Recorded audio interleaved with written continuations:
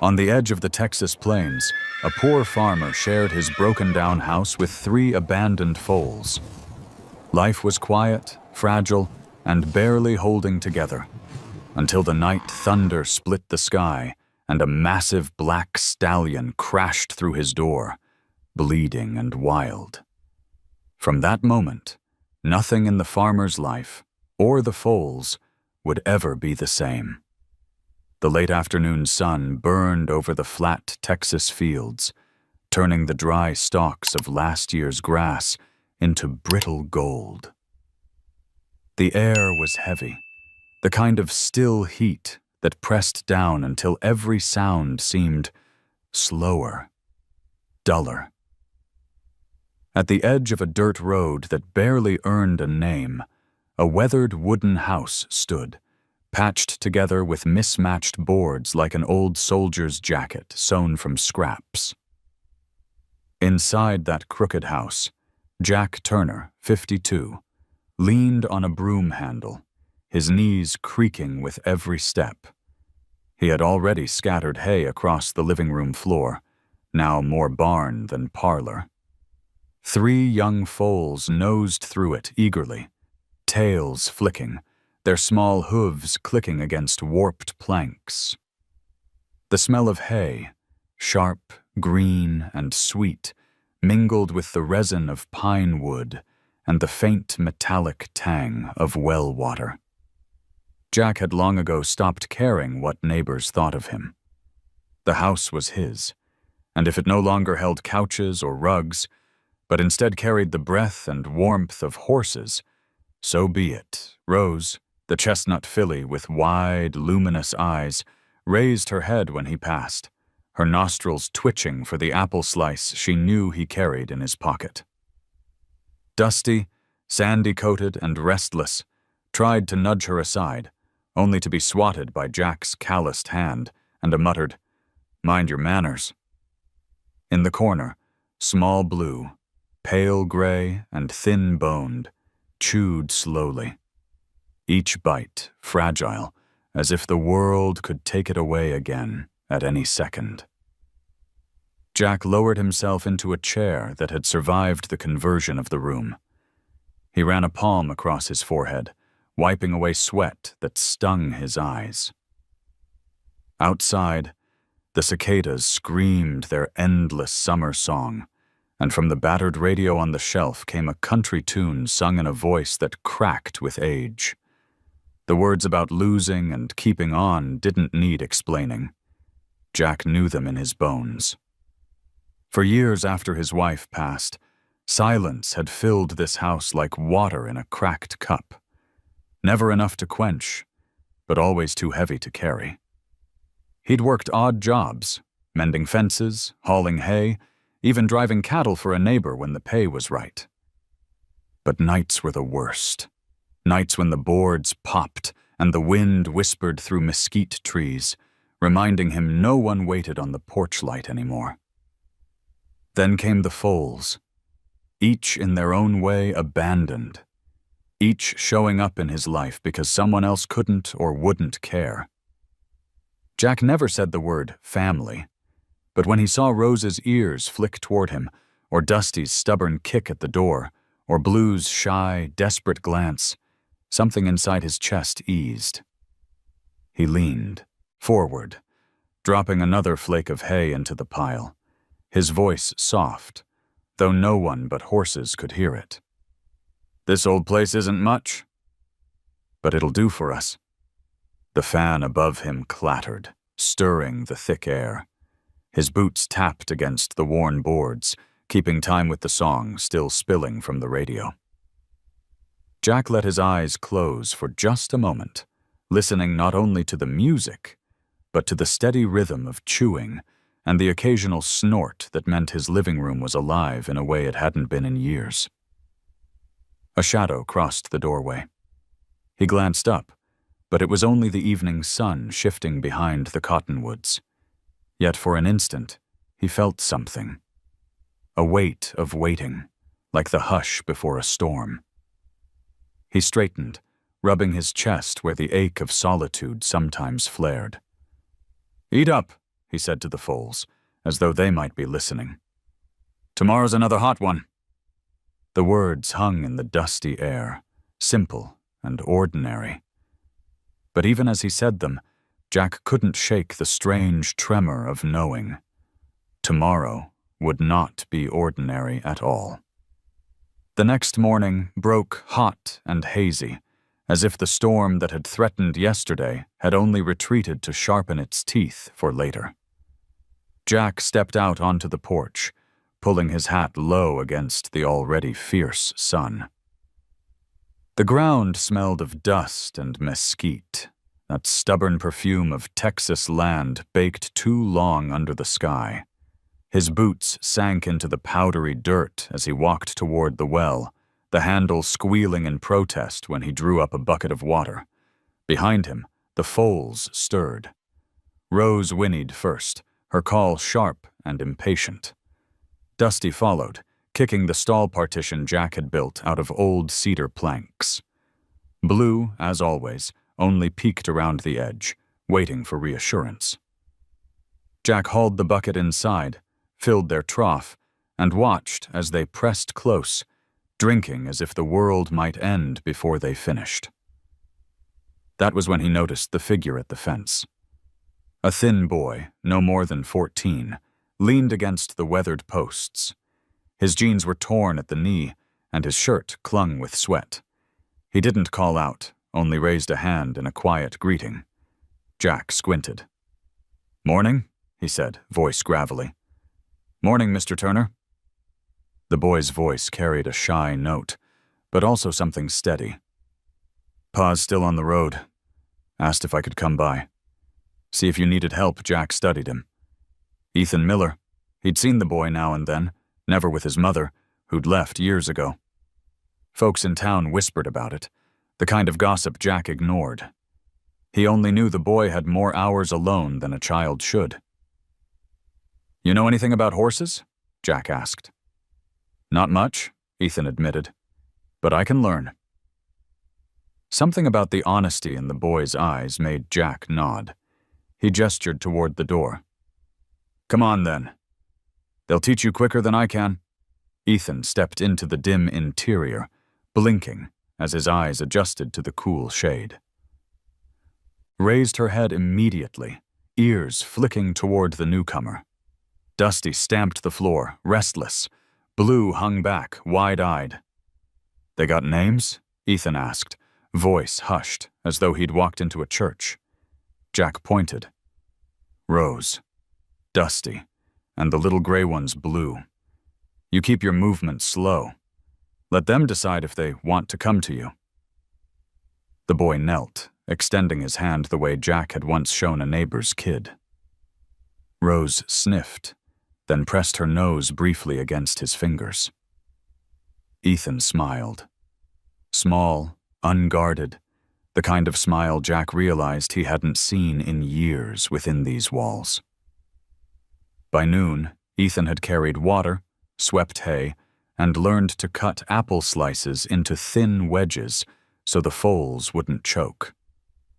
He worked without complaint, though sweat plastered his hair to his forehead. When Jack told him to take a break, Ethan shook his head. "I like it here," he said simply. The words sank deeper than Jack expected. He thought of the mortgage notice folded on the table, the reminder that the land and house weren't his forever unless he kept up payments. He thought of the insurance forms he'd ignored, the letters from county offices with their cold language. None of that felt real compared to this boy kneeling in hay dust, laughing quietly when Dusty tried to steal his cap. Later they sat on the porch, drinking well water that tasted faintly of iron. The cicadas were deafening, and somewhere beyond the cottonwoods a hawk screamed. Ethan asked, "Why'd you take them in?" "The foals, Jack rubbed his jaw. "Because nobody else would." He let the silence stretch. "And maybe because I needed someone around who wasn't just me." Ethan didn't answer right away. He leaned his head against the porch post, eyes half closed. "Feels different here." "Like It doesn't matter if you don't have much, long as you belong. Jack glanced at him. The boy's words cut closer than any sermon. He thought of his wife, of nights when the house had been full of her humming. He thought of empty years after she passed, of meals eaten in silence. He thought of this moment. 2 glasses of water, a boy at his porch, 3 foals asleep in the shade. For the first time in too long, he felt the weight in his chest shift just a little. The day wore on. Together they fixed a loose hinge on the back gate, Ethan steadying the plank while Jack hammered. Dusty nosed at the boy's elbow the whole time, demanding attention. Rose and Blue stayed near the door, calmer now with company. As the sun dipped low, they spread hay once more. Jack stood watching while Ethan crouched, murmuring softly to Blue, coaxing her closer. The filly's hesitant steps, the boy's gentle patience, it stirred something quiet but undeniable in the room. When it was done, Jack closed the door against the deepening dark. The air smelled of cut grass, sweat, and the faint sweetness of apples. Ethan lingered on the porch, shoulders slouched as though he dreaded returning to his own empty house. "Come back tomorrow," Jack said at last. The words surprised even him. "Plenty more to do." Ethan nodded, his eyes lighting with something unspoken. He started down the path toward the fence, then paused, glancing back. "Thanks, Mr. Turner." Jack only tipped his hat, watching as the boy disappeared into the dusk. Inside, the foals shifted, settling for the night. Outside, the cicadas hushed, replaced by the low, rising hum of wind. Jack felt it then. The same tremor he'd noticed the night before. A waiting. The air too heavy, the silence too sharp, like the world drawing a long breath before breaking. He rubbed his chest again, uneasy. And though he didn't know why, he whispered into the dark, "Tomorrow won't be like today." By late afternoon, the horizon to the west had darkened into bruised purple. Clouds dragged low across the sky, their bellies swollen, heavy with rain that hadn't touched this ground in weeks. The mesquite trees beyond the fence bent in the wind, their branches whispering like dry bones rubbing together. Jack stood on the porch, hands on his hips, staring at the rolling wall of thunderclouds. He knew this land. Storms here didn't come gently. They came hard, fast, and mean. Inside the house, the foals grew restless. Rose tossed her head, ears pricked at each distant rumble. Dusty pawed the boards as though the ground itself were vibrating. Blue pressed against the wall, eyes wide and glassy, already sensing a danger bigger than she could understand. Jack set down the coil of rope he'd been holding and sighed, the sound caught between frustration and resignation. "Best get ready," he muttered, half to himself. Ethan had arrived earlier than usual, carrying a dented lunchbox and a hammer he'd borrowed from his father's shed. Now he knelt by the back wall, securing loose boards Jack hadn't gotten around to fixing. The boy's thin shoulders worked with surprising determination, sweat glistening across his neck. He didn't complain when the nails bent or the wood splintered. He only tried again, as if the effort itself mattered more than the result. Jack handed him another board. "Storm like this'll test everything we've built," he said. Ethan didn't look up. "Then we'll fix what breaks." There was something steady in the boy's tone that made Jack pause.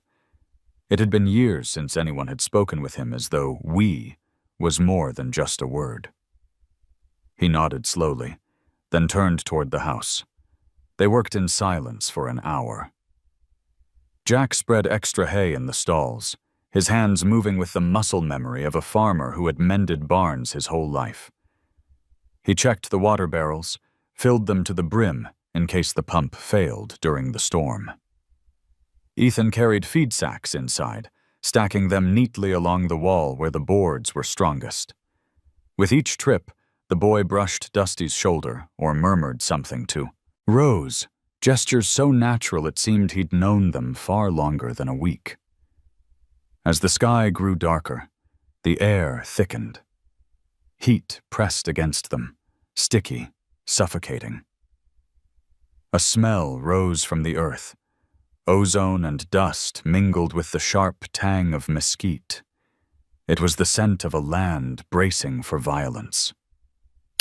Jack lit a lantern, the flames struggling against the drafts sneaking through the seams of the old house. Shadows jumped across the walls, stretching the Foals into giants, then shrinking them again with each flicker. Ethan stopped to watch, his face caught between awe and unease. "Ever been through one out here?" Jack asked. Ethan shook his head. "Just rainstorms in town?" "Not like this," Jack grunted. "This one's got teeth." He leaned down to adjust Blue's feed bucket, speaking softer now. "Don't worry, little girl. You're safe in here." The first crack of thunder rolled across the land, so deep it rattled the boards under their feet. Dusty snorted, jerking against the makeshift stall. Rose stamped once, then settled only when Ethan laid a steady hand on her neck. Jack saw it, the boy's calm seeping into the animal like water into dry ground.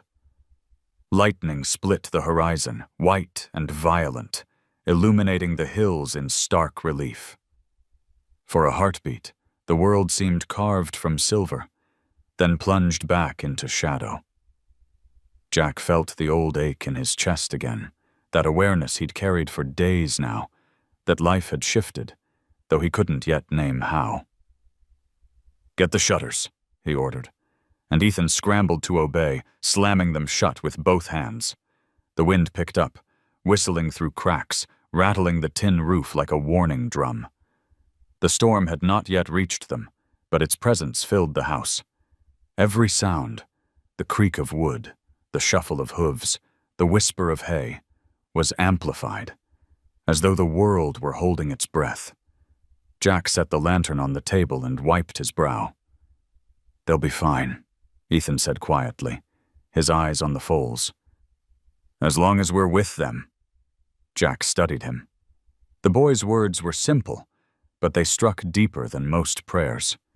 He reached for his hat, pulling it down tight as another gust shook the walls. "Then we'll be with them." Outside, the clouds roared closer, swallowing the sun entirely. The horizon was gone, erased by sheets of dark that moved like a living thing. Jack tightened his grip on the lantern, the flame trembling as though it, too, feared what was coming. And in that tense silence, as the first drops spattered against the roof like thrown stones, Jack knew the storm was only the beginning. The storm hit just after sundown. Rain slammed against the tin roof in angry sheets, a sound so relentless it drowned out the radio and the cicadas alike. The house shuddered under each gust of wind, as though some invisible hand pressed hard against its sides. Jack and Ethan had finished fastening the shutters, but they both knew the wood was tired. The nails rusted. Inside, the Foals were restless. Rose circled her stall, ears pinned flat at every thunderclap. Dusty kicked against the boards, frustrated and scared. Blue buried her nose into the corner, trembling, as if she could hide from the sky itself. The lantern flickered on the table, its glow stretching across walls that seemed to pulse with every crack of lightning. "Stay calm," Jack murmured, though he wasn't sure if he was speaking to the horses, the boy, or himself. Then came the sound, different from thunder, deeper than wind. A pounding, rhythmic and urgent. Hooves. Ethan froze. "Mr. Turner, do you hear that?" Jack already had. He set the lantern down, grabbed his old flashlight, and stepped toward the door.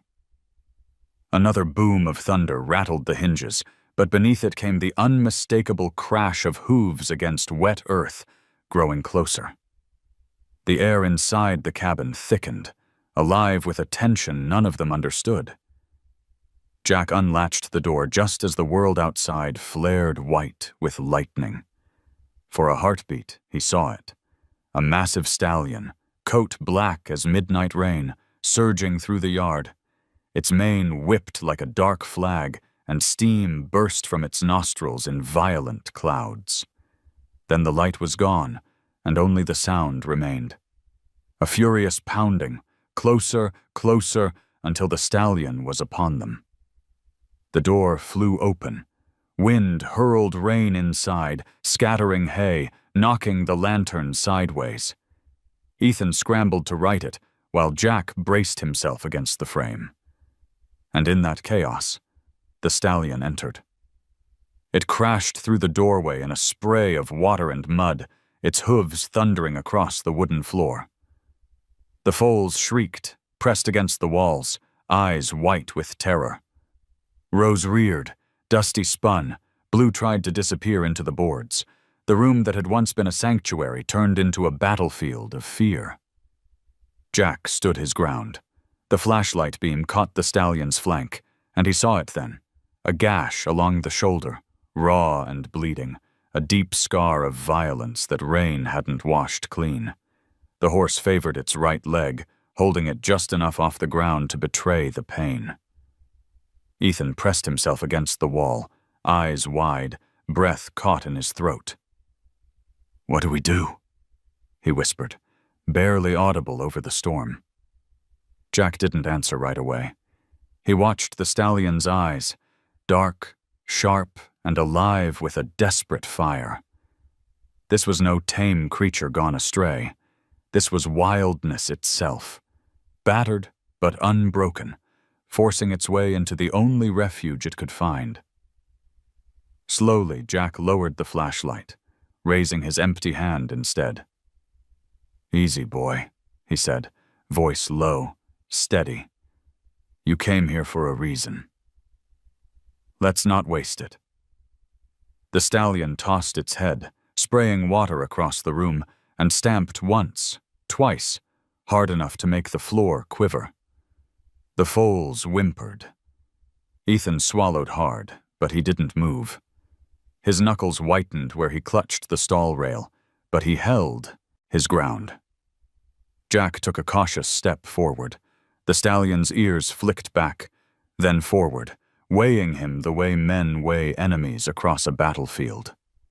Lightning lit the room again, and for a split second Jack saw his own reflection in those eyes.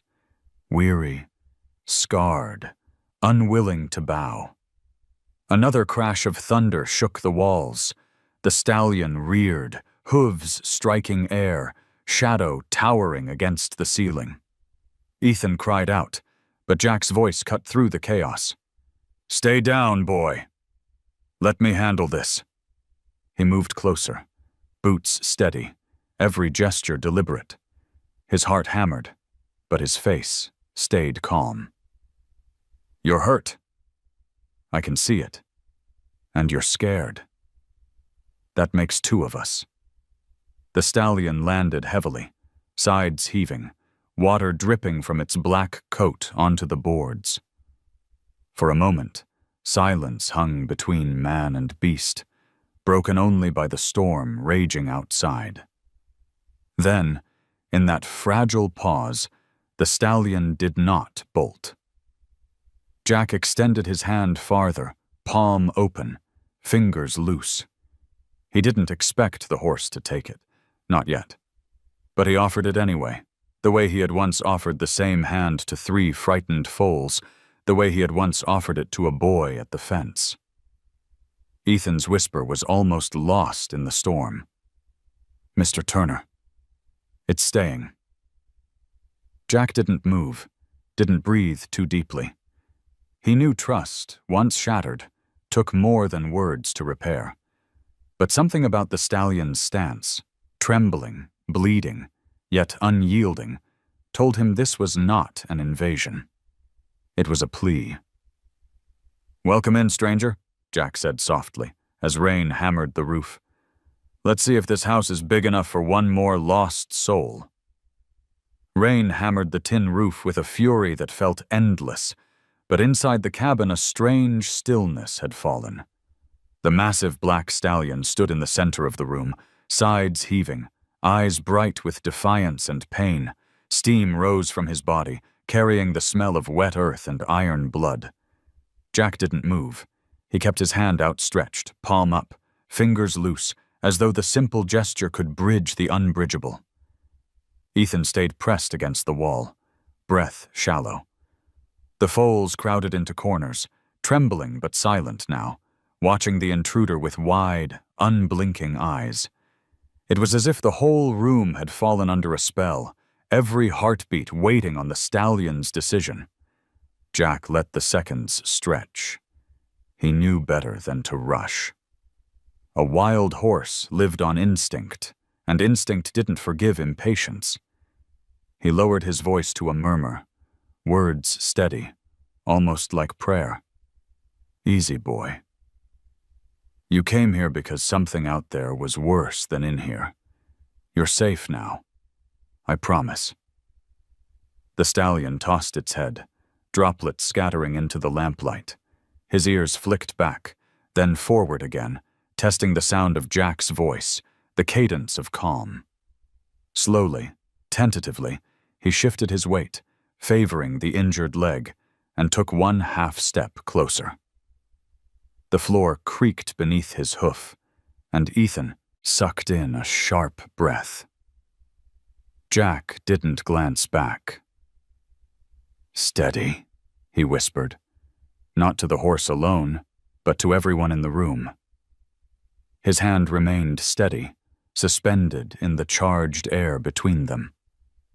The stallion lowered his head slightly, nostrils flaring. A hot breath washed across Jack's palm, moist, sharp with the scent of grass half digested, the rawness of an animal that had run too far, too fast. For a heartbeat, that was all. The breath, the fragile space between fear and trust. Then, almost imperceptibly, the stallion allowed Jack's fingers to graze his muzzle. The coarse hair was damp and trembling beneath his touch, but it was contact, real, undeniable. Ethan gasped, his voice breaking the hush. "He let you." "Quiet," Jack murmured, though not harshly. His eyes stayed on the horse, his hand gentle as he let it rest along the bridge of the muzzle, never pressing, never claiming. This is his choice, not mine. For a long moment, man and stallion remained like that, two silhouettes carved by lightning and shadow. Jack felt the heat of the animal's breath against his skin, the pulse of life in the great body before him. And somewhere deep in his chest, where loneliness had lived for years, something shifted. The stallion snorted suddenly, jerking his head back. Jack let his hand fall without protest, giving space. Trust couldn't be forced. It had to be earned again and again. But the look in those dark eyes had changed. The fire remained, but it was tempered now with something else, recognition, however fleeting. The Foals stirred. Rose took a tentative step forward, ears twitching. Dusty pawed once, uncertain, while Blue peeked out from behind the boards, drawn despite her fear. The stallion turned his massive head toward them, nostrils flaring, but made no move to threaten. He only stood, muscles taut, watching as if he, too, were weighing whether this fragile peace could last. Jack exhaled slowly, his shoulders sagging under the weight of what had just happened. He turned to Ethan. "Get me the clean rag from the shelf," We'll see what we can do about that shoulder, Ethan obeyed, hurrying across the room, eyes still locked on the horse. He handed the rag to Jack with both hands, whispering, "He's really staying, isn't he?" Jack glanced back at the stallion, who had lowered his head again, watching them with an expression too human to name. "For now," Jack said. "For now, that's enough." He dipped the rag into the bucket of water, wrung it out, and moved slowly back toward the horse. Each step was deliberate, each gesture measured. When he reached the wound, he lifted the rag so the stallion could see and smell it first. Only when the horse didn't flinch did Jack press the cloth gently against the torn flesh. Blood welled, diluted pink, as the water washed it away. The stallion shuddered, but didn't strike. His breath came harder, ears flicking back, then forward again. Jack murmured, the same steady words, not caring what they meant, only how they sounded. "Easy now. This won't last long. Just hold on." Ethan crept closer, peering at the gash. "Looks bad." "Bad enough," Jack admitted, "but not worse than he can bear." He pressed the rag again, firm but careful, feeling the tremor of power beneath the skin. Outside, the storm raged on. Wind howled through the trees, rain battered the walls, thunder cracked so loud it rattled every nail in the house. But inside, in that circle of lamplight, man and beast stood together, bound by the smallest of gestures. A hand, a breath, a fragile willingness to trust. When Jack finally stepped back, the rag stained dark in his hand. The stallion did not retreat. Instead, he shifted slightly, angling his great body toward the fire, as though he had decided, at least for this night, to share their shelter. Jack dropped the rag into the bucket, his chest rising and falling with exhaustion he hadn't felt in years. He glanced at Ethan, whose face glowed with awe and disbelief. "We'll call him Ash," Jack said quietly. "Like what's left after the fire. Burned, but not gone." The name seemed to hang in the air, absorbed by the walls, the Foals, and the storm itself. The stallion blinked once, slowly, as though he'd heard, and in some way, accepted. Ethan whispered it too, tasting the word. Ash. And with that, the house no longer felt invaded. It felt altered, remade, as though it had been waiting for this moment all along. The storm finally eased toward dawn, leaving the land washed raw and new. The rain had scrubbed the air clean, and through the cracks of the shutters a pale gray light crept in. Jack sat slouched in his chair near the fire, boots still damp, shirt clinging to his shoulders. He hadn't slept. Across from him, the stallion stood, massive, dark, a silhouette against the dim glow of dying embers. For a long while, neither moved.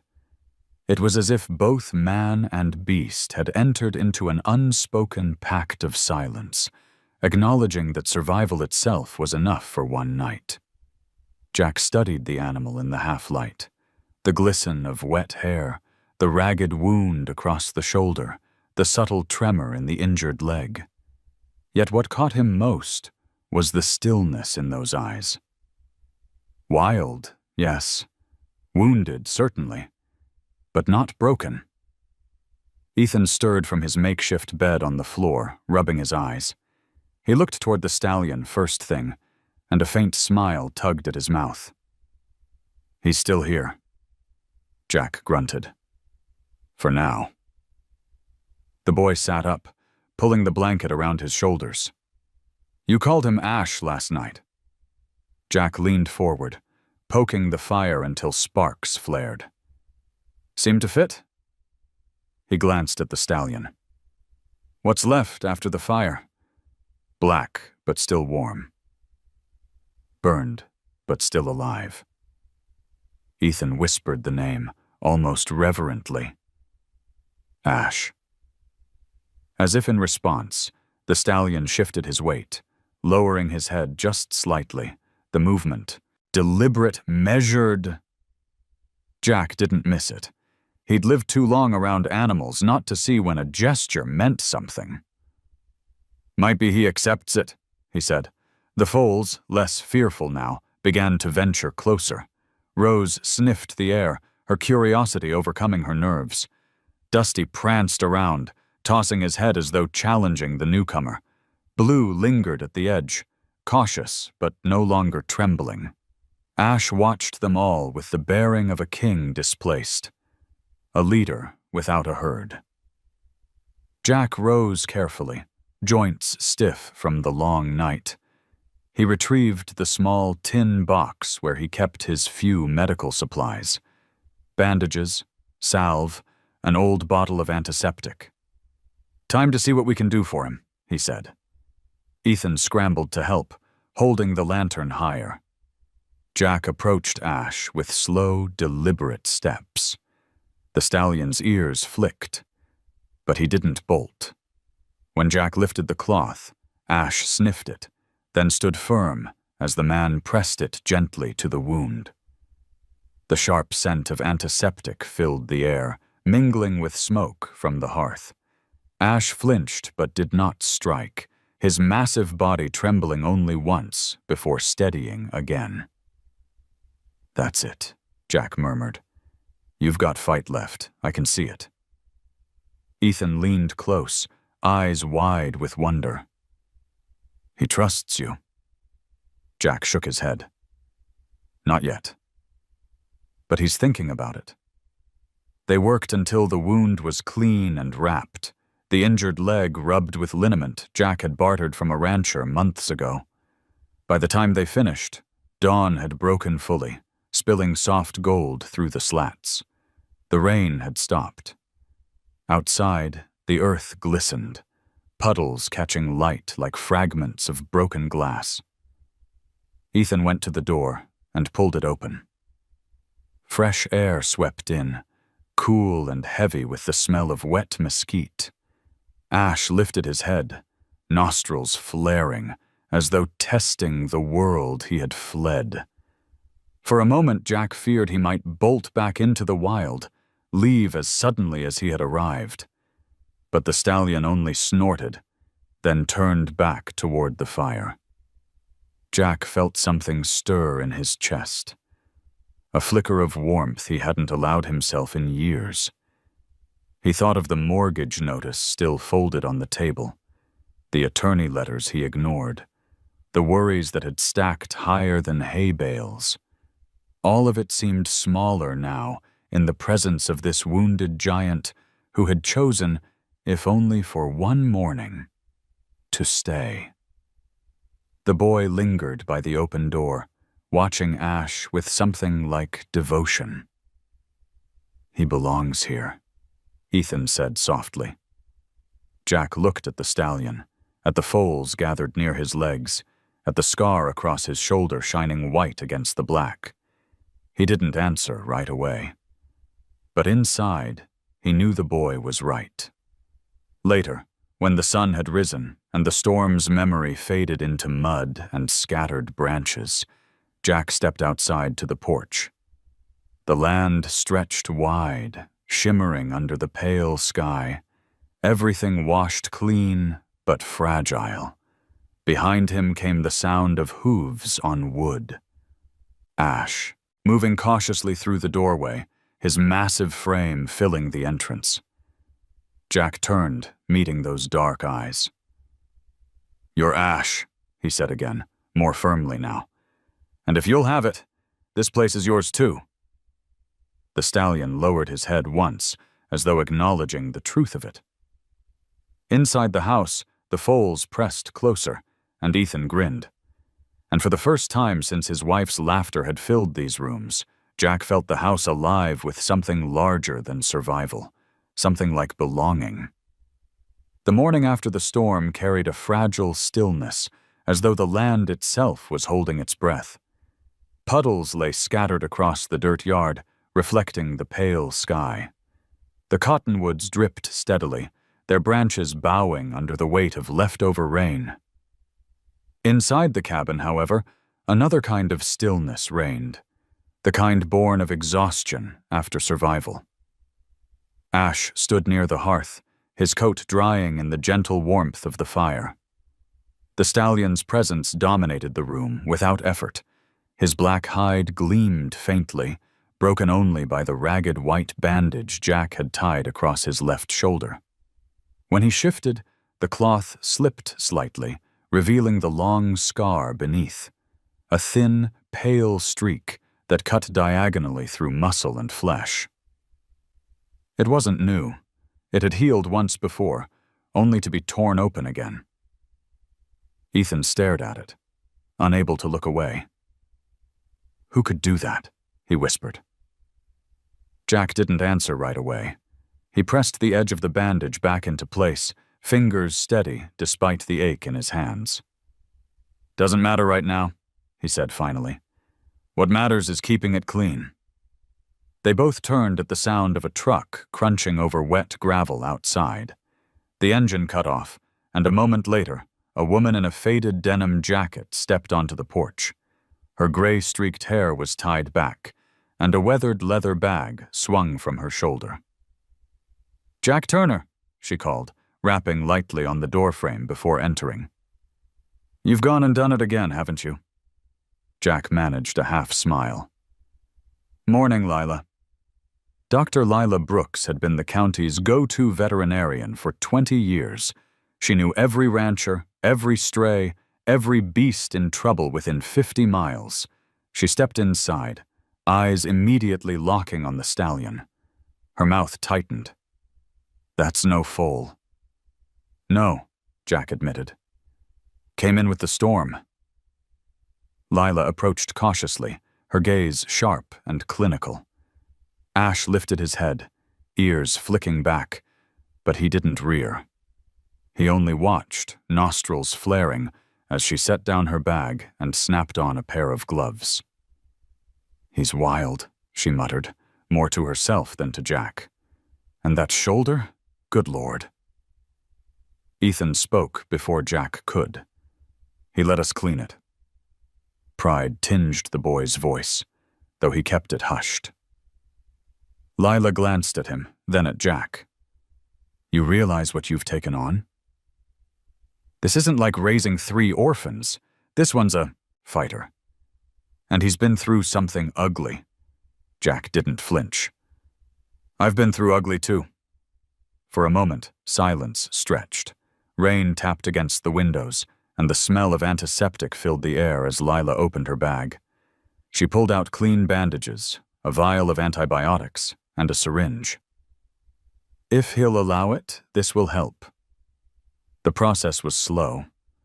Jack kept a hand on Ash's muzzle, murmuring low, steady words, while Lila worked. Ethan held the lantern higher, his young face drawn tight with concentration. Ash shuddered when the needle pierced, muscles bunching beneath black skin, but he did not strike. His eyes, dark as coal, locked onto Jack's the entire time, as though daring him to betray the fragile trust between them. When it was done, Lila sat back on her heels, wiping sweat from her brow. "You've got yourself a miracle," she said quietly. "I've seen wild horses run themselves to death before they'd step this close to a human. Whatever he's been through, he chose you." Don't ask me why Jack stroked the stallion's neck, feeling the heat beneath damp hair. Maybe because we're both too stubborn to quit. Lila stood, gathering her things. "I'll check back in a few days. Keep the wound clean. Don't push him. And Jack, be careful. A scar like that doesn't just mark the body. It marks the memory."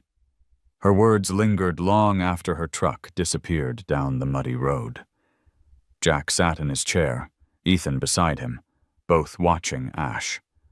The stallion shifted his weight, settling into the firelight, his bandaged shoulder gleaming white against black hide.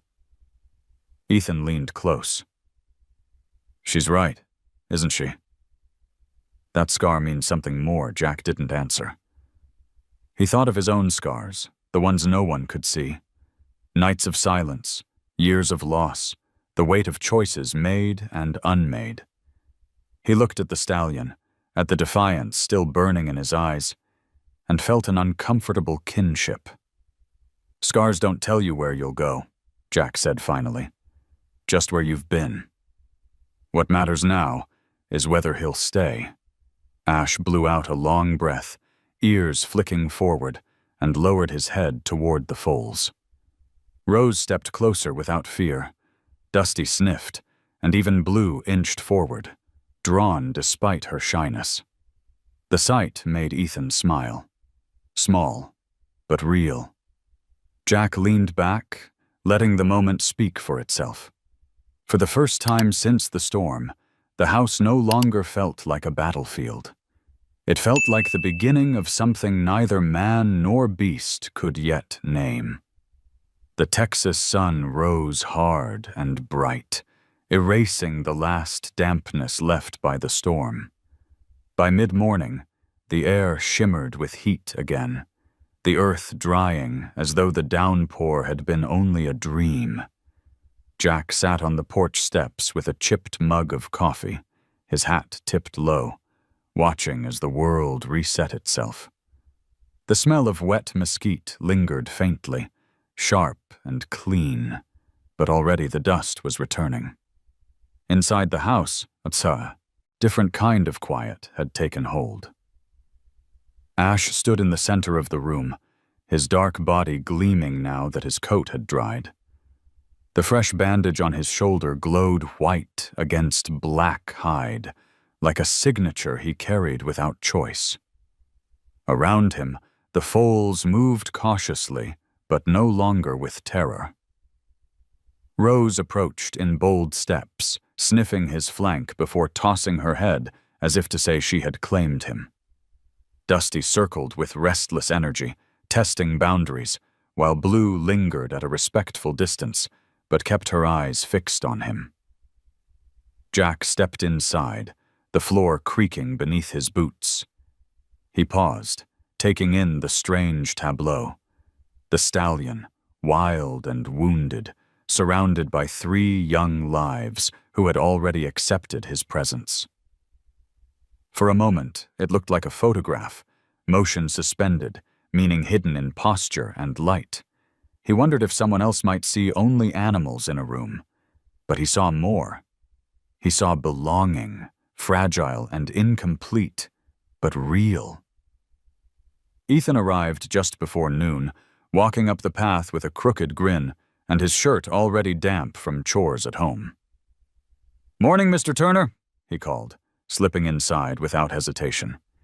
His eyes lit at the sight of Ash, who raised his head but didn't move away. "He stayed," Ethan said, voice filled with quiet amazement. Jack grunted, though a small satisfaction stirred in his chest. "For now." The boy went straight to the foals, kneeling to check the water trough. Dusty shoved his nose into Ethan's shoulder, nearly knocking him over. Ethan laughed, steadying himself with a hand on the stallion's leg. Ash didn't flinch. His ears flicked back briefly, then forward again, as though deciding the boy was no threat. "See that?" Ethan whispered. He didn't move. Jack busied himself with spreading hay, hiding the faint smile that tugged at his mouth. Trust wasn't a declaration. It was built in these small moments, gestures that might look like nothing to anyone else. The day stretched slow. Heat pressed against the cabin, and Jack kept the shutters half closed to trap cool air. Ethan swept the floor, humming tunelessly, while Jack mended a broken strap with an old needle and waxed thread. Ash shifted only to adjust his weight, his dark figure a steady shadow near the fire pit, even though no fire burned. By mid-afternoon, the world outside was silent except for the low drone of insects. Dust motes swirled lazily in shafts of light, slipping through the shutters. Rose nibbled at the edge of Ethan's shirt. Dusty pawed rhythmically at the floor, and Blue finally crept close enough to sniff Ash's tail. The stallion merely flicked it once in mild annoyance, nothing more. It was such a simple scene, yet Jack felt the weight of it. For years, his house had been a place of absence, empty chairs, quiet halls, silence heavy enough to choke. Now it was alive with movement, a boy's laughter, the steady breath of horses, the rustle of hay. He leaned back in his chair, listening to the rhythm, as though life had finally remembered to pass through these walls. At one point, Ethan asked, "What happens when he's better? When he doesn't need us anymore?" Jack looked at Ash, at the proud line of his neck, the scar glinting pale against black. He didn't answer right away. Finally, he said, "That's not our decision. If he leaves, he leaves. If he stays, he stays. All we can do is give him a reason to want this roof over his head." Ethan nodded, though his brow furrowed. He reached for Blue, coaxing her closer, as if proving to himself that trust could be built, not borrowed. The evening came gentle, with a sunset that painted the sky in streaks of copper and rose. Jack stepped onto the porch again, mug now filled with cool water instead of coffee. The land smelled faintly sweet, a mix of hay and damp soil. Behind him, through the doorway, he saw Ethan dozing against a wall, the foals curled near him, and Ash standing sentinel like a dark statue. Jack closed his eyes for a moment, feeling the stillness sink into him. It was fragile, yes. It might not last. But tonight, at least, it was theirs. And as he listened to the steady rhythm of breathing inside, he realized that sometimes a day didn't need grand events to matter. Sometimes a day could be still as a photograph, holding all the proof you needed that life had changed. The stillness did not last. By nightfall, the horizon had grown restless again, clouds crawling back over the plains like an army regrouping. The heat of the day had been thick and airless, the kind that often snapped into violence after sunset. Jack felt it in his bones when he stepped outside to draw water. The heaviness, the electric charge that raised the hair on his arms. Inside, the foals shifted uneasily. Rose stamped her hoof, ears twitching at a rumble far off. Dusty circled his corner as though the floorboards had turned to fire. Blue pressed close to Ethan, who sat cross-legged beside her, stroking her neck. Even Ash seemed unsettled, his massive body tense, ears flicking like antennae tuned to something humans could not yet hear. Jack set the bucket down with more force than he intended. "Storm's rolling back," he muttered. Ethan looked up from the floor. "Another one?" "Texas doesn't do half measures," Jack said, pulling the shutters tight. "When it rains, it roars." The first crack of thunder came sudden and brutal, rattling the window panes. The lantern flame quivered, shadows lunging across the walls. Ash snorted, tossing his head, hooves striking the boards in sharp warning. His eyes flashed in the lamplight, wide and white. "Easy," Jack murmured, stepping forward, hand out. "You're safe." But the storm had other ideas. A jagged spear of lightning lit the room in harsh silver, revealing every scar, every ragged edge of the house. The boom that followed shook the rafters, a sound too much like a gunshot. Ash reared, his massive frame rising toward the low ceiling, hooves pawing at the air. The foals shrieked. Dusty bolted sideways, knocking into Rose, who kicked back in panic. Blue scrambled against the boards, eyes wild. Ethan shouted, trying to calm them, but his voice was drowned by the roar of the storm. Jack lunged forward, heart pounding. "Ash!" he barked, voice firm as command. But the stallion was beyond hearing. Fear had hollowed him out, leaving only instinct. He came down hard, hooves striking the floor with a crack that reverberated through the cabin. The old wooden chair Jack had used for years stood in the wrong place at the wrong time. It splintered under the blow, pieces flying. Ethan ducked, shielding his head. Jack wasn't as quick. A shard of wood caught his side as he stumbled backward, sending him crashing against the table. Pain exploded through his ribs, sharp and merciless. He gritted his teeth, forcing himself not to cry out, but the sound that escaped was a guttural groan. Ash reared again, eyes rolling white, body twisting dangerously close to the Foals. Jack forced himself upright, clutching the table for balance. Every breath stabbed his chest, but he pushed forward, raising both hands. "Look at me," he commanded, voice breaking but loud enough to cut through the storm. "Not the sky, not the noise, me!" For one suspended second, Ash hesitated. His front hooves hovered above the ground, muscles straining, then slammed down just inches from Rose. The foal squealed, darting to Ethan's arms. Ash's nostrils flared, chest heaving, but his gaze finally locked on Jack. The room held its breath. Jack stood trembling, sweat mixing with rain that had forced its way through the shutters, his hands raised in surrender and authority at once. He didn't move closer.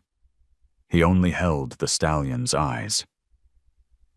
"Not your enemy," he rasped, pain lacing every word.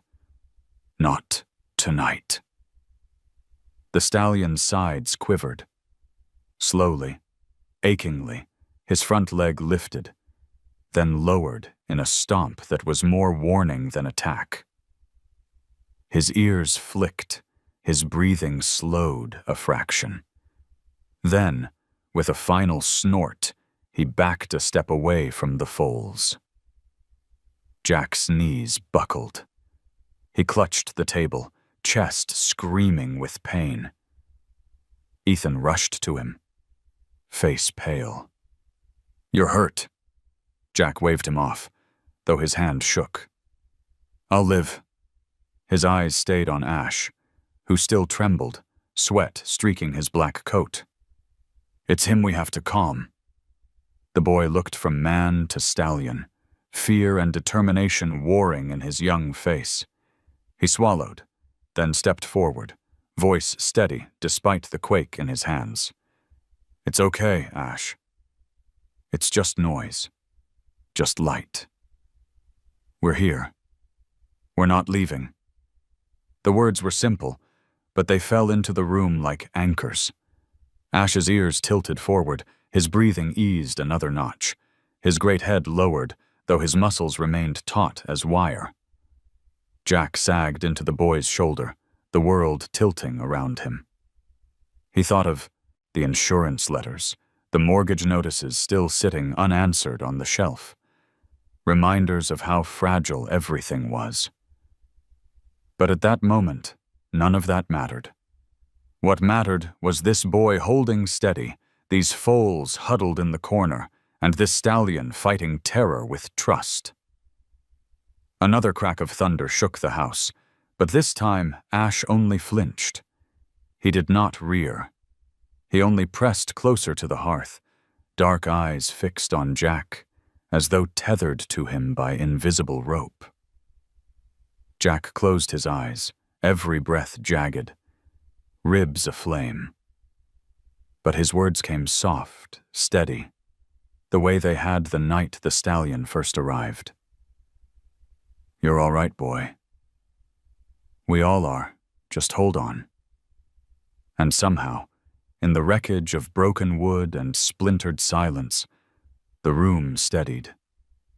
The storm still raged, but inside the fragile walls of that cabin, the worst of the chaos had passed. The storm broke some time before dawn, but Jack wasn't awake to notice when the thunder stopped. Pain had folded him into a shallow sleep at the kitchen table, his arm draped across his ribs like a shield. When his eyes opened again, the room was washed in a pale, almost unreal light. It spilled through the cracks of the shutters, turning the air inside the cabin into a hushed silver. He shifted, a hiss escaping his teeth. Every breath reminded him of last night's chaos. The wild hooves, the shattering wood, the sickening twist when his body hit the floor. His side throbbed as though a hot brand had been pressed into him. He reached for the chipped mug on the table, but found only cold ashes where the fire had burned out. The Foals were the first thing he checked. Rose dozed near the corner, ears flicking occasionally in dreams. Dusty lay sprawled awkwardly on the hay, finally spent after hours of frantic pacing. Blue was curled tight against Ethan, who had fallen asleep sitting upright, his head tipped back against the wall, lips parted in soft snores. And then there was Ash. The stallion stood in the center of the room, still and silent, his black coat gleaming faintly in the morning glow. The white bandage on his shoulder was smudged from the night's struggle, but it held. His head was lowered, eyes not closed but soft, watching everything with the weariness of a creature that had fought too hard. Jack tried to rise. His knees trembled, and the room spun before steadying again. Ash lifted his head instantly, ears forward, nostrils flaring.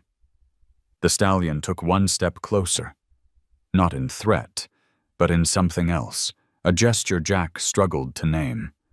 Concern? Protection? "Don't fuss," Jack muttered, gripping the chair to steady himself. "I've seen worse." Still, Ash lingered. When Jack took another step, his legs nearly gave. This time, Ash pressed forward, his flank brushing Jack's shoulder, steadying him. The warmth of that contact seeped through Jack's bones, a silent exchange louder than words. Ethan stirred at the sound, blinking awake. He rubbed his eyes, saw the scene, and whispered, "He's helping you." Jack grunted, though his throat tightened.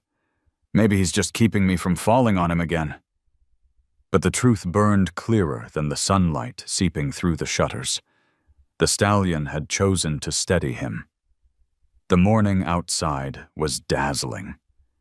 When Jack finally managed to open the door, the land lay blanketed in a thin crust of white hailstones scattered like pearls. The sky was sharp blue, the air so crisp it cut clean into his lungs. Every branch of the cottonwoods dripped with melted silver, and the dirt road glittered with puddles reflecting the sky. It looked less like destruction, and more like a strange rebirth, the storm's violence disguised in beauty. Ethan joined him on the porch, Blue peeking out timidly from behind. "It's like the world got wiped clean," the boy said. Jack leaned against the doorframe, wincing as he shifted. "Storms do that sometimes. Tear everything apart, then leave it shining behind them." Ash stepped onto the threshold. His coat caught the sunlight, black as midnight but rimmed in fire. He lifted his head, nostrils wide, testing the air. The Foals pressed behind him, cautious but curious, as if waiting for him to decide whether the world was safe again. Jack watched them all, his hand pressed against his ribs. "Looks like they're taking their lead from him." Ethan smiled faintly, like he's their big brother. The boy's words lingered as the morning stretched on. They tended to chores slowly, every movement deliberate. Ethan carried water and spread hay, while Jack measured out small handfuls of grain. Ash allowed the boy to brush the mud from his flank, a privilege not lightly given. Rose nosed against the stallion's side. Dusty pranced at his heels, and even Blue ventured closer than she ever had before. By midday, the cabin felt different. The jagged memory of fear had dulled, replaced by a fragile peace. Jack sat heavily in his chair, watching Ethan laugh when Dusty tried to steal his cap again. Ash stood near the open door, eyes sweeping the horizon, his body both sentinel and shelter. Jack pressed a hand to his side, the pain sharp but bearable. He knew the injury would keep him from working as he once had.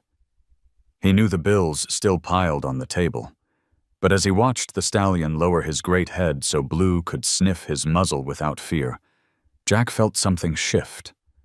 The storm had scarred them all in different ways, but in its aftermath, in this white morning that looked more like blessing than curse, it had also bound them tighter together. For the first time in years, Jack didn't feel like the only guardian in the house. He had help now, from a boy who refused to give up, from 3 foals who demanded care, and from a black stallion who had chosen, against every instinct, to stay. By late afternoon, the heat had thinned into a softer kind of light, the sort that made every edge of the world look forgiving. Jack stood in the doorway with his palm on the jamb, testing how much his ribs would tolerate. The porch boards were warm under his boots. The smell of wet mesquite had faded to dust and sun. Inside, Ethan swept hay into neat rows, while the foals dozed, their ears twitching at dreams only horses know. Ash waited a few steps behind Jack, the bandage on his left shoulder bright as chalk against the black of his coat. He had stood most of the day like that, sentinel, steady, watching every time Jack shifted, as if ready to catch him should the world tilt again. Now the stallion lifted his head toward the open yard, nostrils tasting the air. A breeze touched his mane, and it fanned across his neck like ink in water. "You can go if you want," Jack said, not sure if the horse would hear the meaning, but saying it anyway. "Door's open." Ethan looked up from the broom. "You mean it?" Jack's hand pressed gently into his side, where pain still smoldered. He nodded. He came through that storm on his own feet.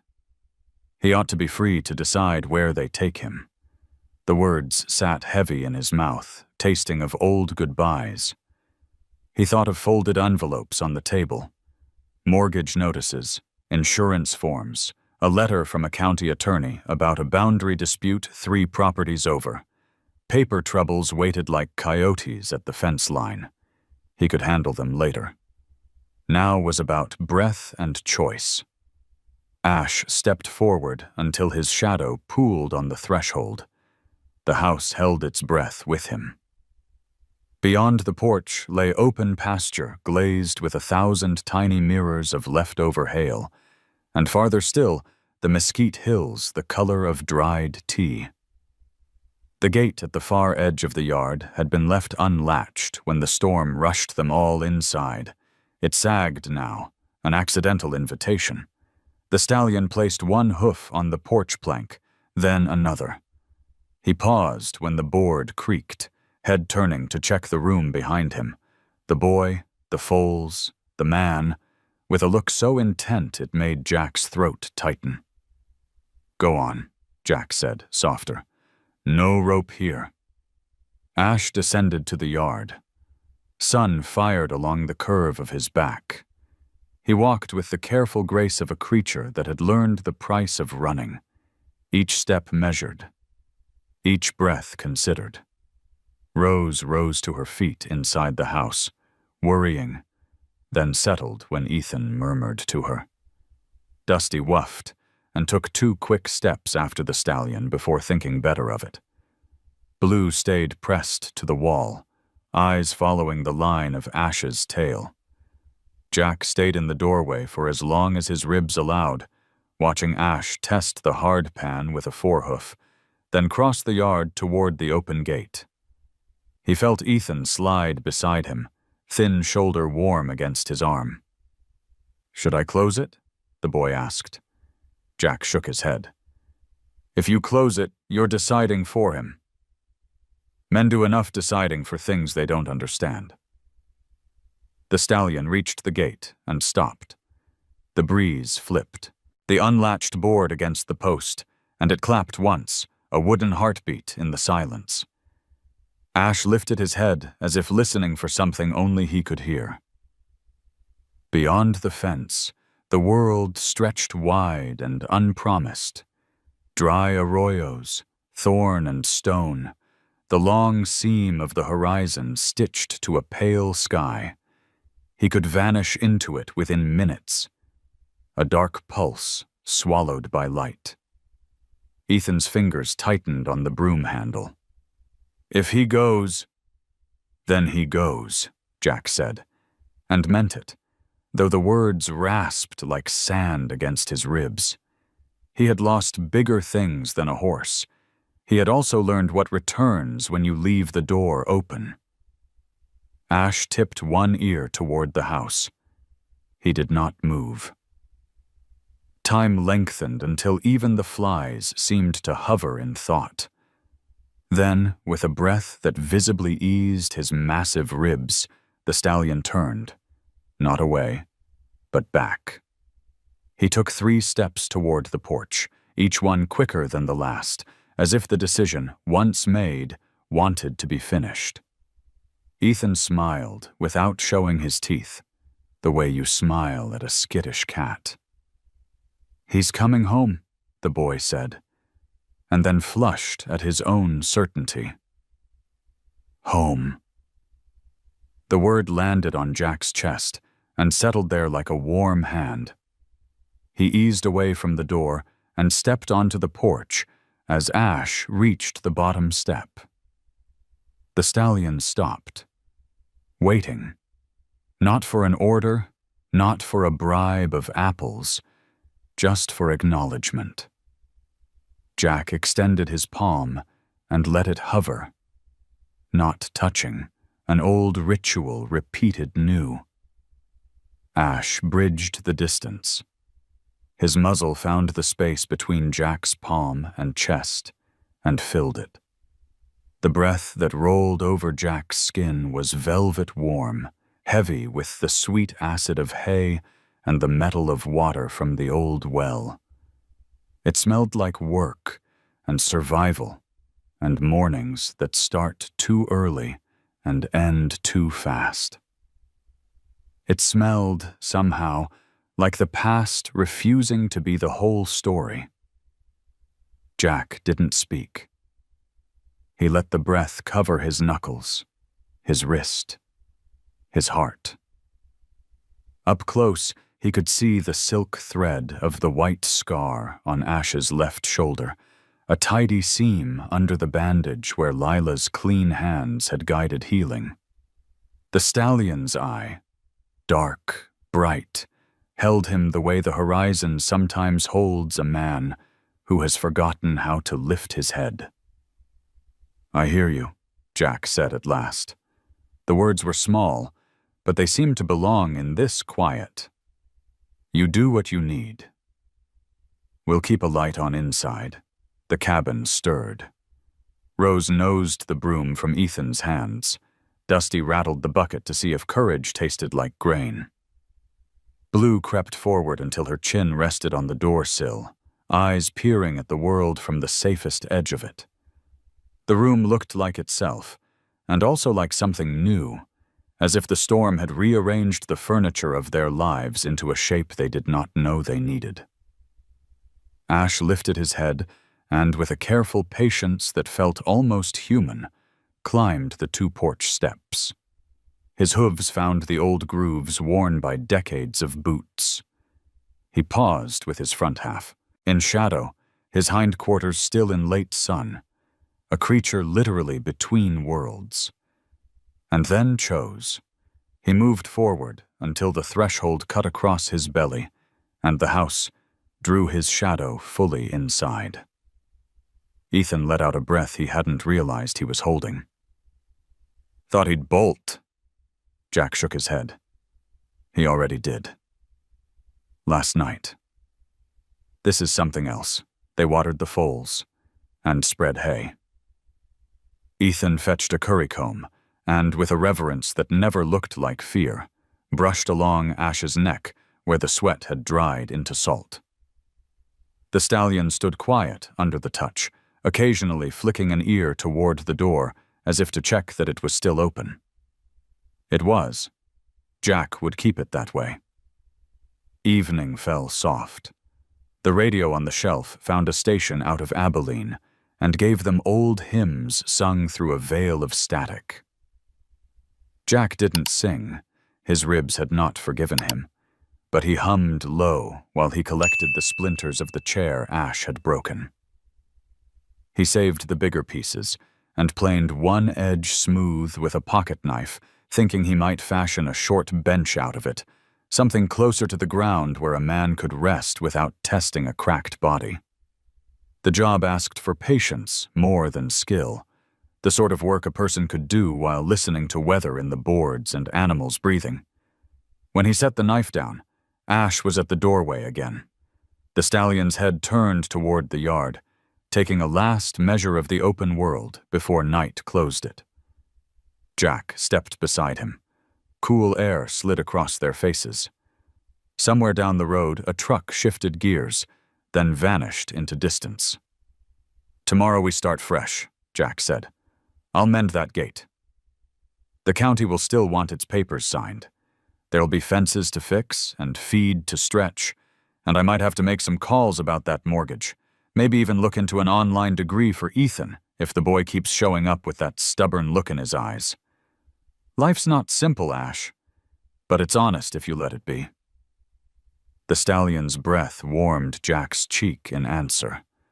A small thing, the kind that changes everything. Behind them, Ethan clicked off the lamp. The last light fell in a thin river across the threshold and pooled at Ash's feet. The stallion didn't step away. He held the line with Jack until the night was all the way itself, and the house carried the weight of them without complaint. Jack closed his eyes and let the ache in his ribs be what it was. The hurt was part of the story, not the ending. He touched the door with his fingertips, the way some men touch church walls. And he stood there with the horse and the boy and the gentle hush of animals finding sleep. When he finally spoke, it was barely sound. "I'm glad you came back." Ash didn't move. He only breathed, slow and certain, and in that warm breath at the threshold, the house found a heartbeat that felt like a promise kept. Morning came dry and bright, with the sun spilling across the plains like molten copper. Jack had woken early despite his ribs still aching from the storm. He sat on the porch bench he'd cobbled together from the broken chair, the wood rough but steady beneath him. His coffee steamed faintly, and in that rising curl of heat, he watched the yard stretch outward, mud hardened to clay, puddles shrinking under the day's new fire. Ash stood by the open doorway, his black coat gleaming as if the night had polished it. His bandaged shoulder showed signs of healing, though the scar beneath would never disappear. Rose nipped gently at his flank. Dusty pawed impatiently near his hooves, and even timid Blue edged close enough to brush against him. The stallion endured it all, eyes half closed, as if weighing what it meant to belong. Ethan arrived with a burst of breath and dust, running harder than usual down the path. His face was lit with something urgent. "Mr. Turner," he called, "there's a truck on the road." "County Inspector. My uncle said he was headed here." Jack set the mug down, the weight in his chest deepening. Of course. Minutes later, a man in a crisp shirt and dust-stained boots stepped into the yard, clipboard under one arm. He had the official air of someone used to measuring lives with boxes and signatures. "Jack Turner," he said flatly. "Got reports you're housing livestock inside your residence." Not exactly standard practice, Jack didn't rise from the bench. "They're not livestock. They're orphans." The inspector's eyes flicked toward Ash, towering and black, mane shifting in the light breeze. His lips pressed into a thin line. "That one isn't a foal. That's a wild stallion. Dangerous. You can't just—" "He came to me," Jack interrupted. His voice was steady, but his ribs throbbed with each word. "In the middle of a storm. Hurt and bleeding. He stays because he wants to. I'm not chaining him here." Ethan stepped forward, broom still in his hand from morning chores. His voice cracked, but carried. "He's not dangerous. He saved Mr. Turner when he almost fell. He looks after the foals." The inspector's pen scratched against the clipboard. "Rules are rules. County prefers animals like that placed in a holding facility or sanctuary. Liability otherwise. If he spooks, you'll lose more than broken chairs." Jack's jaw tightened. He thought of the letters stacked on his table. Mortgage payments overdue, insurance warnings folded and ignored, notices from an attorney about boundaries and debts, paper burdens that said his home was already half-claimed by people who'd never stood in this dirt. Now this man wanted to take what little peace had walked into his life on 4 legs. He pushed himself up slowly, steadying on the bench. "I'm not arguing law with you, but I won't shut a gate on something that came here for shelter. If he chooses to leave, that's his right.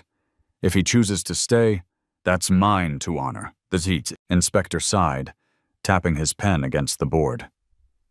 "You're making this hard, Turner." "At least register. Fill the forms.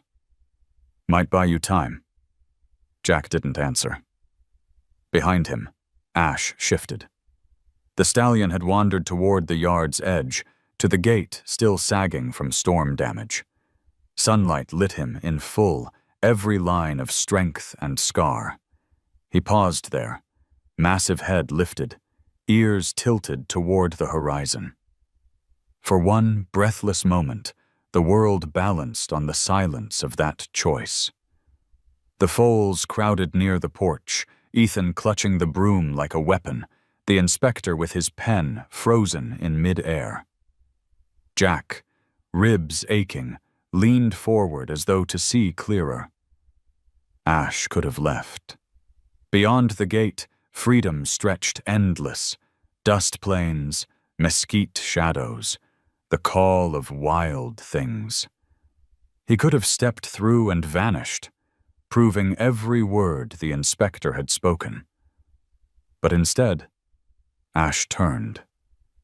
He lowered his head, ears soft, and walked back toward the porch.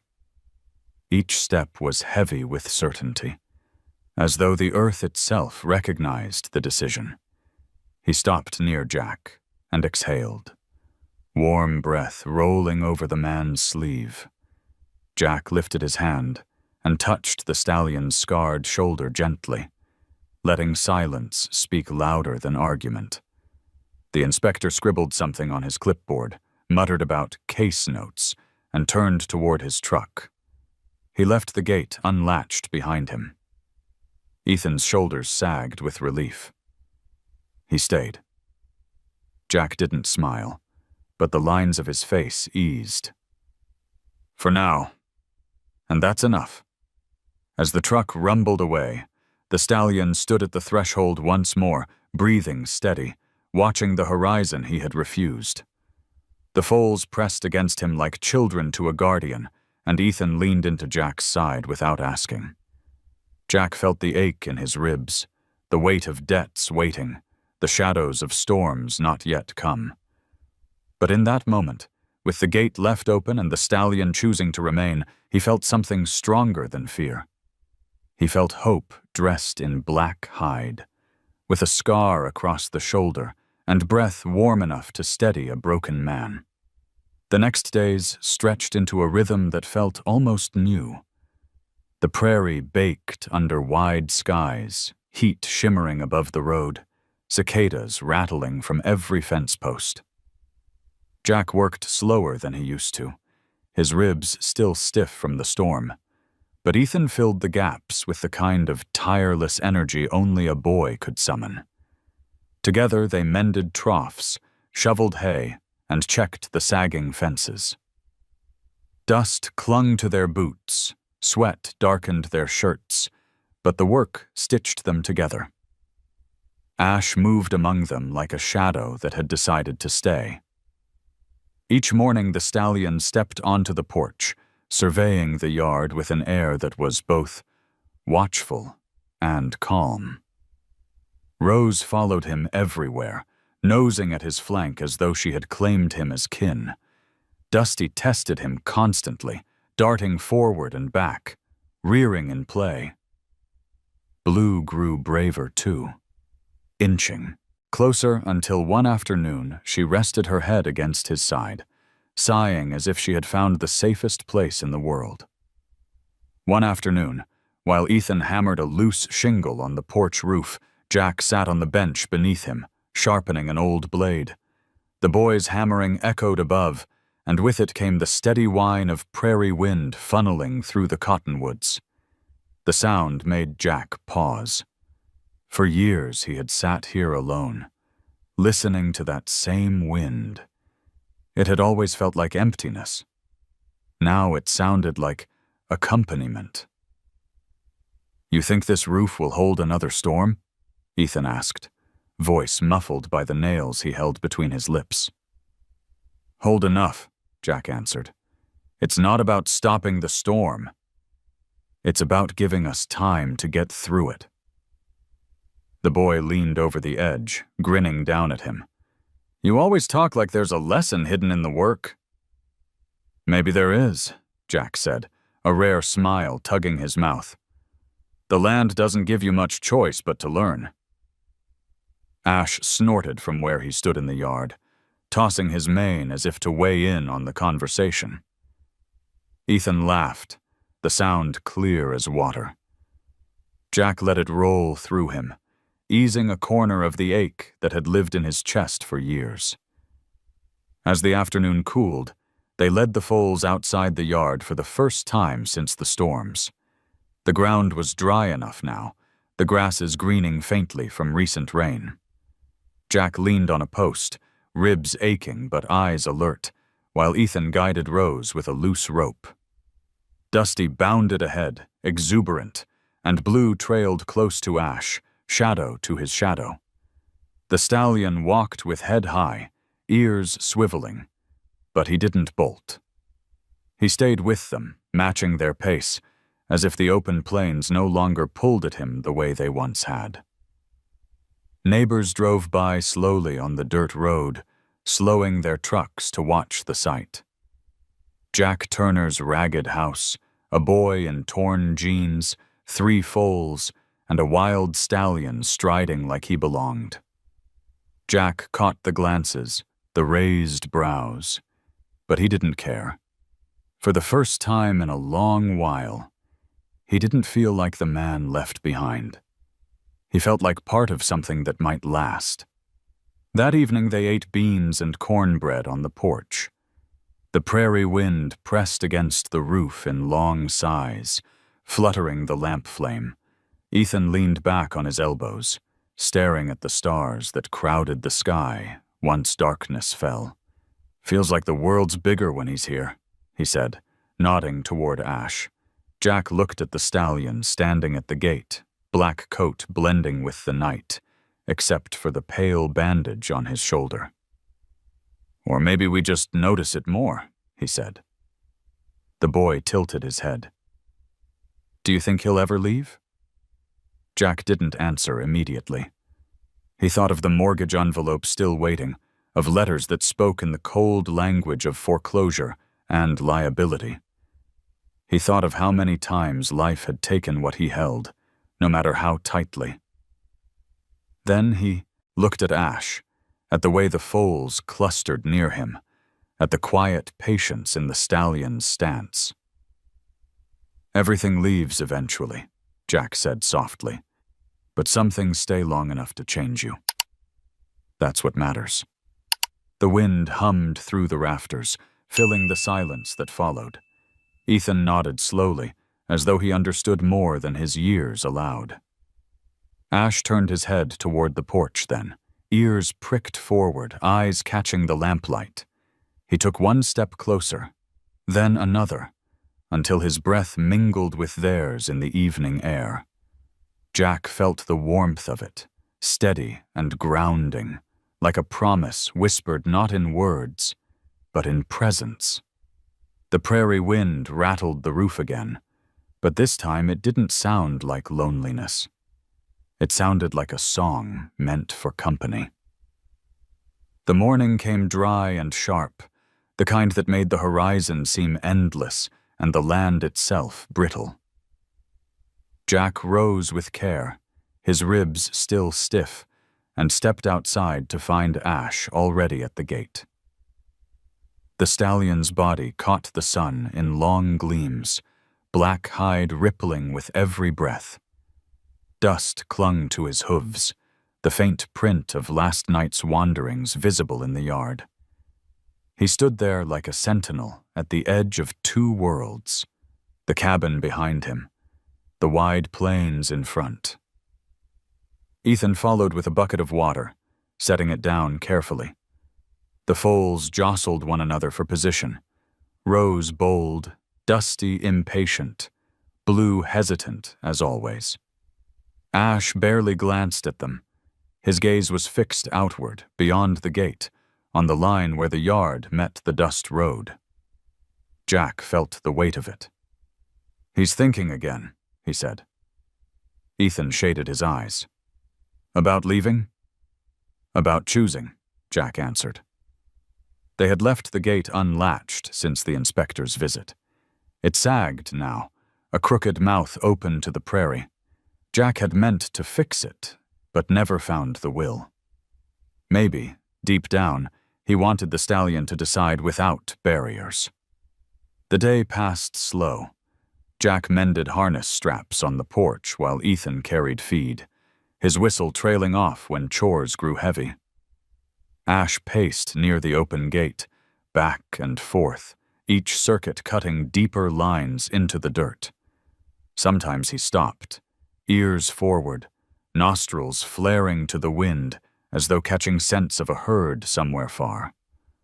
Other times he turned back, pressing his muzzle to the foals' necks, letting them nip his mane as if to anchor him here. By mid-afternoon, the air grew heavy again, not with storm, but with the weight of decision. Even the cicadas quieted, their song dimming into background hum. Jack set his work aside and leaned on the porch rail, eyes fixed on the stallion. He thought of all the departures life had dealt him, his wife's last breath, friends who stopped calling, the steady erosion of land and pride under bills and signatures. He thought of what remained. This boy, these foals, this strange black horse who had walked into his life on the heels of thunder. Ethan came to stand beside him. "If he leaves," the boy began, but the words caught. Jack's voice was steady. "Then he leaves. That's the only way staying can mean anything." The stallion stopped at the gate. Dust swirled in the faint wind, drawing a crooked line across the yard. Ash planted his hooves on it, one inside, one out. The moment stretched, holding them all in suspension. The foals pressed against the fence, restless.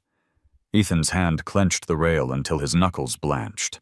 Ash lifted his head, ears flicking toward the open land. He shifted forward, one stride beyond the line, dust kicking under his weight. Jack's heart sank, but he did not move. He forced himself to honor the choice, whatever it was. Then, suddenly, Ash halted. He swung his great head back, eyes locking on Jack's. It was not a wild look, not the frantic flash of the first storm. It was clear, deliberate, and impossibly calm. The stallion snorted once, a sound that broke the silence, then stepped back across the line into the yard. His decision was simple, but it fell like a hammer against Jack's chest. Ethan exhaled sharply, a laugh and a sob tangled in one. He stayed. Jack nodded, his throat too tight for words. Ash walked past the foals, brushing against each in turn, then came to the porch. He lowered his head, pressing his breath against Jack's sleeve the way he had on that first night. The line in the dust remained, marking where freedom and belonging had met. But Ash had chosen, not because of fences or ropes, but because something here mattered more than the call of open plains. Jack laid his hand gently on the stallion's scarred shoulder. "Then we'll keep walking this road together," he whispered, more vow than statement.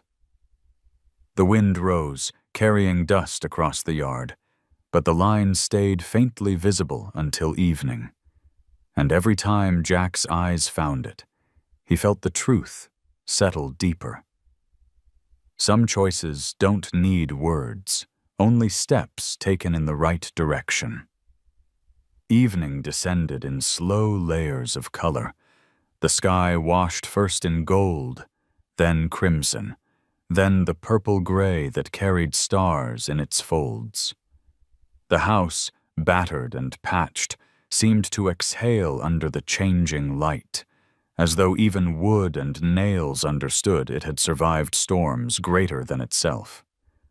Jack sat on the bench he had fashioned from broken pieces, his breath steady despite the ache still buried in his ribs. The porch boards were cool beneath his boots. Ethan came out with 2 tin plates, setting one beside Jack. The boy's shoulders looked broader than when he first appeared at the fence weeks ago. He had learned to carry water without spilling, to sweep hay with patience, to coax timid Blue with a hand that no longer shook. Jack watched him settle onto the step, plate balanced on his knees, and thought how time had carved its changes so quietly he hadn't noticed until now. Inside, the foals shifted. Rose nudged at the grain bucket. Dusty pawed impatiently. Blue leaned against the stall partition with eyes half closed. And then Ash stepped forward. The stallion filled the doorway, his black coat luminous under the glow of a lantern. The white seam of his scar caught the light, no longer raw, only a reminder of survival. He moved with the deliberate ease of something that had chosen to stay. Jack reached out, hand brushing the railing as Ash descended onto the porch. The stallion's breath rolled warm into the cooling air. He lowered his head toward Ethan, who laughed softly, not with surprise, but with the ease of one who expected the gesture. Blue crept from inside, pressing against Ash's flank, followed quickly by Rose and Dusty. The porch sagged under the weight, but it held. "Feels crowded," Ethan said, smiling. Jack looked around, at the boy beside him, at the foals clustering near, at the stallion towering above. He felt the roof above them, patched and weathered, yet broad enough to cover all. "Crowded isn't always bad," he said. "Sometimes it means you finally got enough." The boy tilted his head, considering that. The lantern flickered, painting long shadows across the yard, where the line in the dust still faintly marked Ash's choice. Beyond it, the prairie stretched empty and endless, but it no longer threatened. The gate remained unlatched, a silent invitation, but Ash had turned from it, choosing this porch, this roof, this fragile family. Jack rose carefully, ribs protesting, and set the empty plate aside. He placed his hand against the stallion's shoulder, fingers tracing the edge of the scar. Ash did not flinch. Instead, he leaned into the touch, breath steady, eyes dark but calm. Ethan watched, silent, as though he understood that some vows are spoken without words. The radio inside caught a signal, drifting faint notes of an old hymn through static. Jack didn't know the words anymore, but he hummed along, low and rough, letting it mingle with the sound of the prairie wind under the roof. The boy's head tilted against the rail, lids drooping with sleep. The Foals pressed closer, and Ash stood unmoving, sentinel and shelter both. Jack looked at them all, the unlikely collection of what had been abandoned or wounded or overlooked, gathered here under his roof. A farmer too poor to pay his debts, a boy too often left alone, 3 foals without mothers, and a stallion scarred by things no one dared name. Each had been broken in some way, but together they fit, not perfectly, but enough. The stars brightened above, scattered across the sky like seeds on tilled ground. Jack leaned back against the porch post, his hand still resting on Ash. "Roof's wide enough," he whispered, though no one had asked. "For all of us." Ash blew a long, soft breath, the sound rolling through the night like agreement.